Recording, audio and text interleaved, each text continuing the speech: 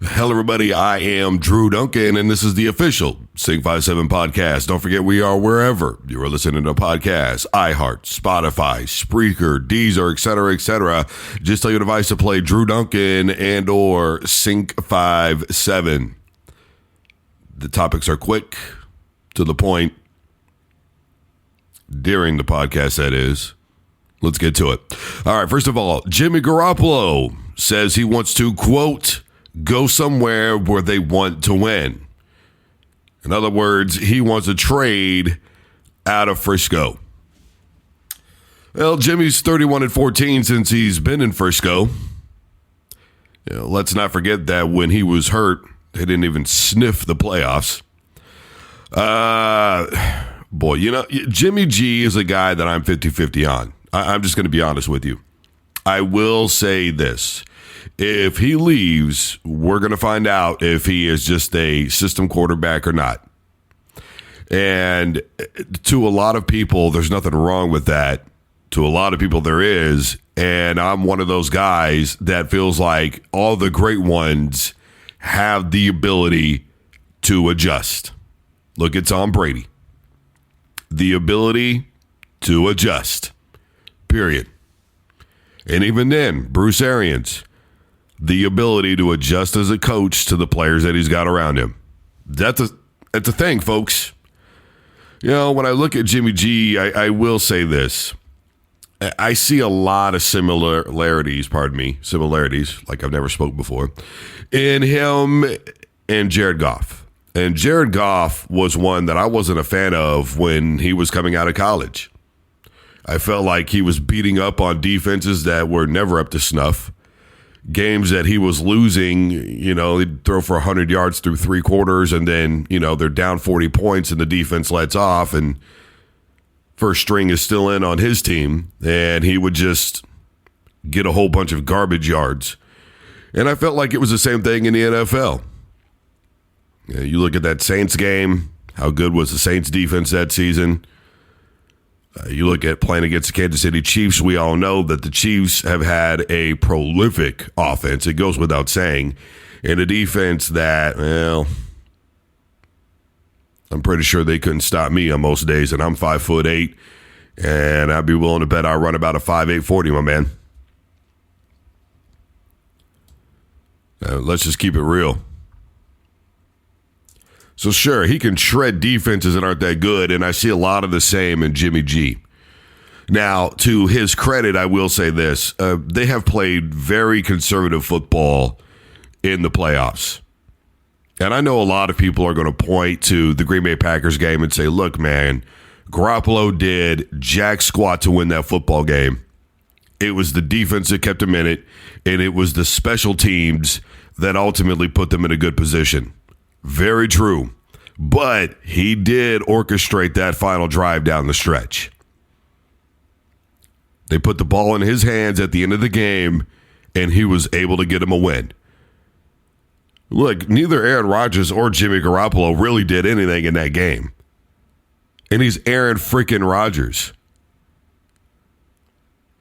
Don't pretend that Rodgers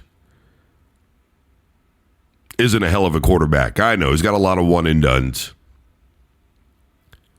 But regardless of that entirely different topic, I'm 50-50 on Jimmy G. As a Broncos fan, would I want him to come to Denver, or would I want Aaron Rodgers to come to Denver? I'm telling you right now, I'd want Russell Wilson to come to Denver, to be honest with you.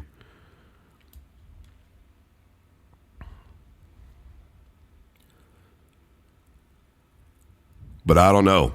Like I said, I'm 50-50 on him. I could take him or I could leave him, to be perfectly honest with you. And I think that's probably going to be the view of a lot of teams in the NFL. And really, when you look around the league, how many teams really need a quarterback? Obviously, Brady retires. We'll get into that in a minute. Detroit, are they willing to let go of Goff? Roethlisberger, he's done in Pittsburgh. What's their backup situation like up there? What are they really thinking?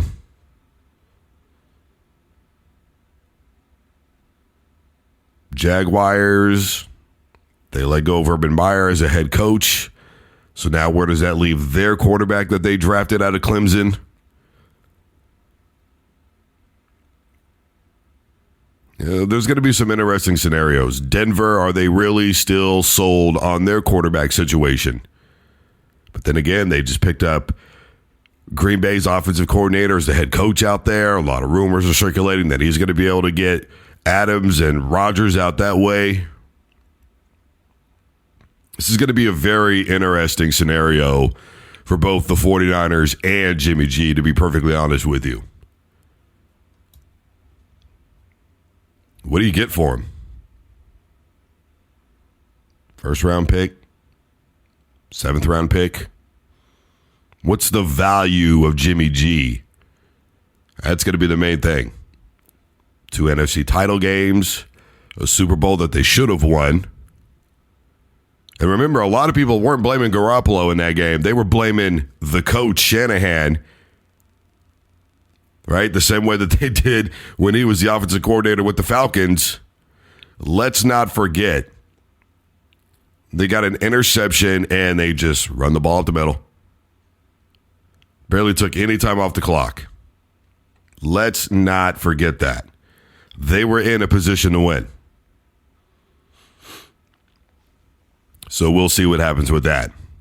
Brady retires. Brady's the GOAT. As a diehard Broncos/John Elway fan, believe me when I tell you that is the hardest thing to say. And even then, there's only one quarterback who's been to more Super Bowls than number 7, and that is number 12. People forget, Elway got blown out in 3 of them, but he dragged 3 really mediocre football teams kicking and screaming the entire way to those Super Bowls. And before anybody says, well, in 89, 90, they had the number 1 defense in the NFL. Yeah, in the AFC. The AFC was so soft back then.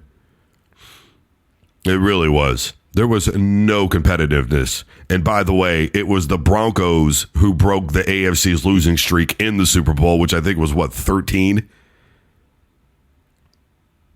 And they were 13-point underdogs going into that game. At the time, the biggest margin in Super Bowl history, nobody thought Denver was going to win that football game. Regardless, Brady is the GOAT. You don't go to 10 Super Bowls, win 7 of them because you're not. You don't go to a football team that the year before couldn't make the playoffs and take them to a Super Bowl. And what did they win? Like 7, 8 games in a row at one point during that run to the Super Bowl? I mean, come on. They lost to the Chiefs in the regular season, and they never lost again. Don't tell me that's not GOAT status. The road to the Super Bowl has gone through Tom Brady nearly every single season that he's been the quarterback in this league. Legitimately has gone through him nearly every single time.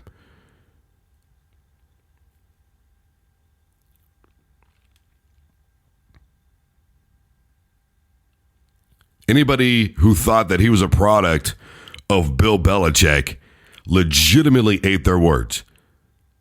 The Patriots were not even in the playoffs, and Brady was winning a Super Bowl. Not just winning a Super Bowl, they kicked the living hell out of the Kansas City Chiefs in that game.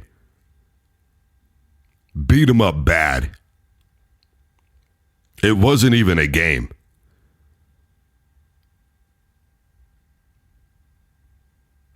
So the reality is, Tom Brady is the greatest quarterback of all time. There are quarterbacks that are superior athletes to Tom Brady. John Elway, Aaron Rodgers, Steve Young, Mike Vick, Patrick Mahomes, Donovan McNabb, Randall Cunningham, even Brett Favre. There are a lot of, and they were a good majority of those guys are great quarterbacks.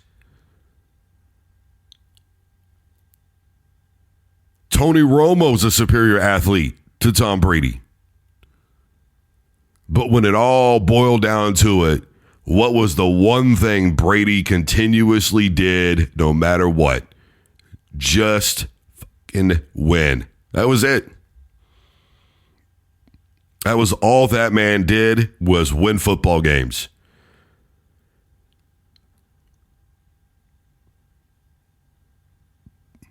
And I know a lot of people are ticked off at Adam Schefter for the basically prior announcement. He had the resources.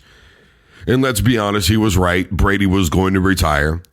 And I understand that people are upset with him over that, saying that he was trying to take it away from him and he just wanted the big news and to break the story. Well, to be honest with you, that's his job. As somebody who used to do that work, that's your job. Now, it doesn't mean that you're not selfish. You know, it doesn't even mean that I agree with it. There are a lot of things that I used to do in that business that I just did not agree with. And that's why we butted heads, because there were some times when I absolutely refused to do certain things. And anybody who says Brady wanted to retire his way, I could see that. Whether or not Tom Brady thinks that way, I don't know. I haven't seen anything on it. But I will say this, if you're mad at Adam Schefter, understand that's what he's paid to do. And if he knew and he didn't say anything and ESPN found out that he knew and didn't say anything, he probably would have been fired regardless of how good he is at his job. Can't risk your livelihood, man. You got a family to feed. So that's my 2 cents on that. As far as Brady goes, I know a lot of people are probably going to be bringing up Deflategate and all this other nonsense and, you know, the Patriots getting caught videotaping practices and all that stuff.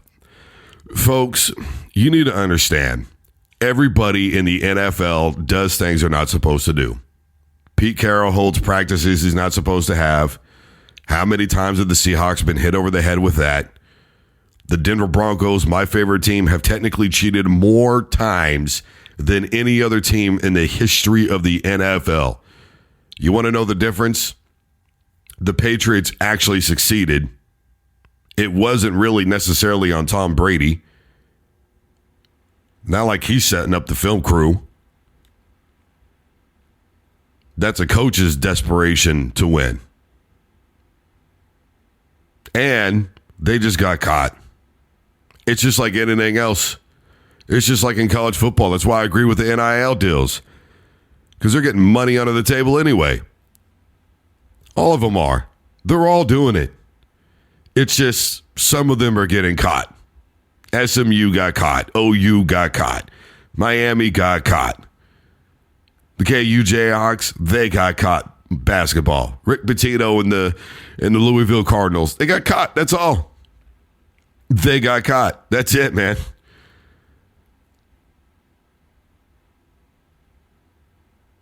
Oregon Ducks, they just got caught. That's the difference. That's literally it. You know, Stickum used to be legal. Then it was illegal. But did that stop anybody from using it? Nope.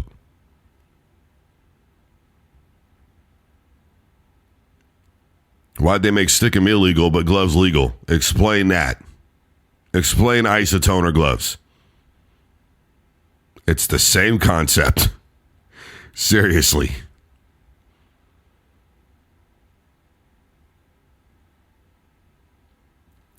So what I'm saying to you is, before anybody starts bringing that nonsense up, and by the way, especially for Deflategate, you understand that when they fixed the issue, Brady had more passing yards in the second half, right?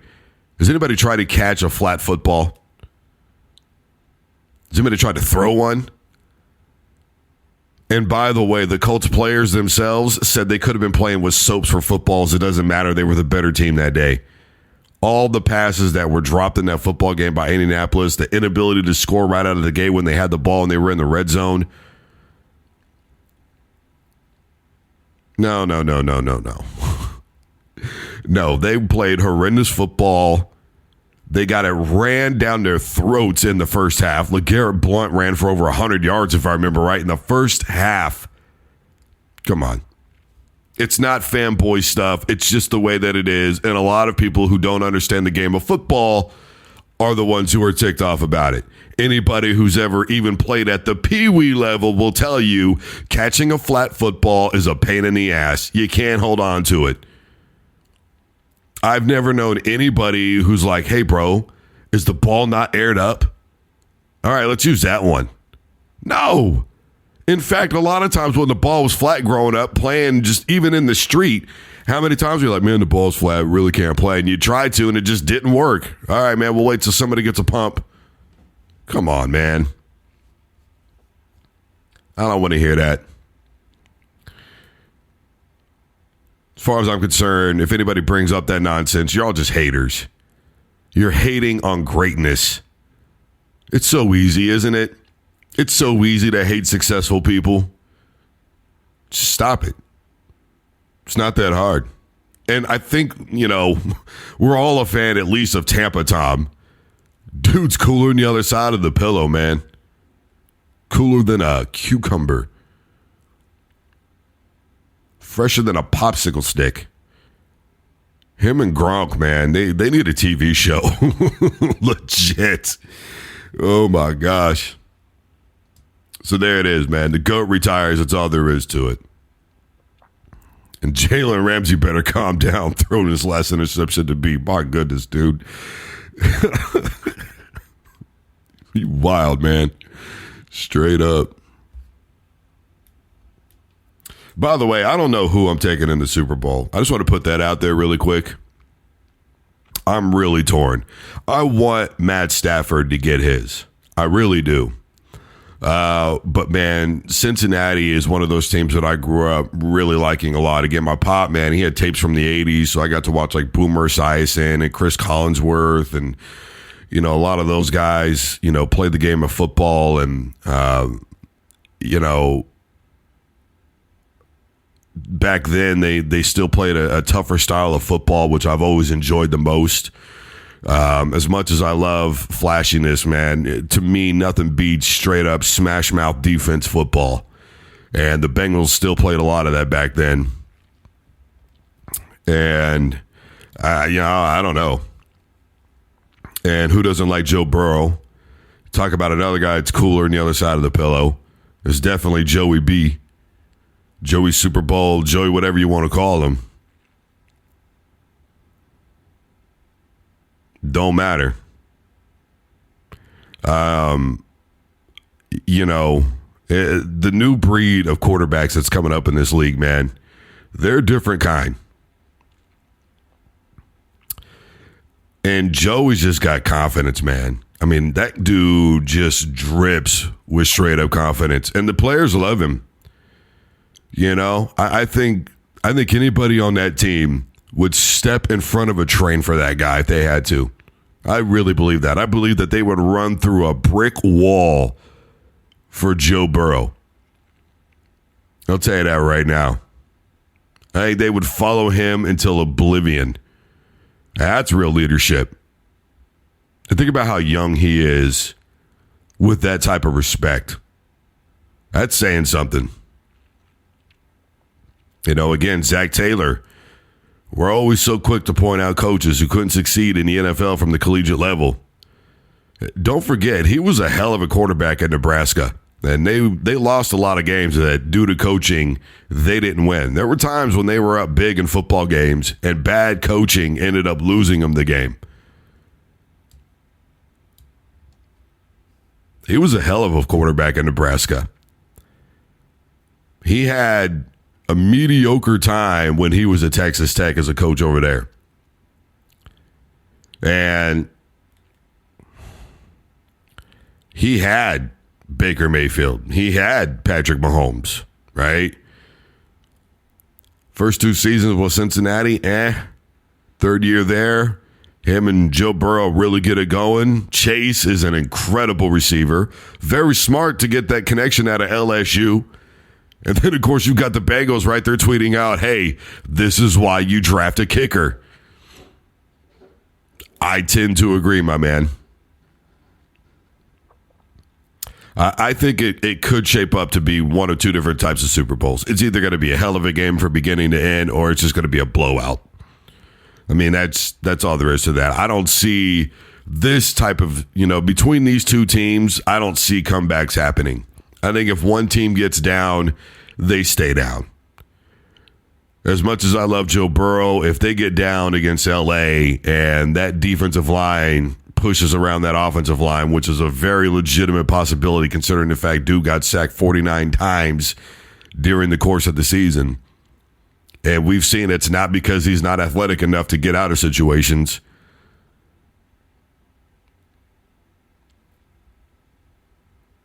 It's going to be a long night for Cincinnati if that ends up being the case. Now, if they could protect him at all, but man, I don't know. You've got former Super Bowl MVP Von Miller, who had, 6 sacks in 5 games down the stretch for the Rams. You've got Aaron Donaldson. I don't know, man. Of course, and again, there was a lot of that talk when Denver played against Green Bay, going back to that Super Bowl. They had Gilbert Brown and Reggie White on one defensive line alone. Denver's offensive line was considered small. In fact, they were the smallest in the NFL that year. There's no way they were going to be able to protect Elway. They're not going to be able to run the football. Terrell Davis, by the way, missed basically a whole quarter in that game and still ran for 150 yards.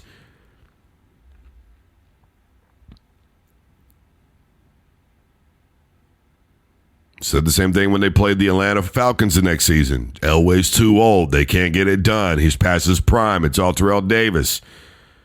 Hey, he just walks away as a Super Bowl MVP. No big deal. Interception that wasn't his fault. Completely. I don't know if it was really a catchable ball, but don't worry, Uncle Shay. I still ain't got nothing but love for you, bro. So we'll see. I'm not willing to make a prediction yet. I got to feel it out. Who I'm rooting for and who I think will win are usually two different things. So we'll find out. In the meantime, guys, that's pretty much it for today. It's snowing like a mother out here, man, where I'm at. Anybody's listening and you're in a blizzard or snow, drive safe. I'm Drew Duncan, Sync 57 Sports, or wherever you are listening to podcast.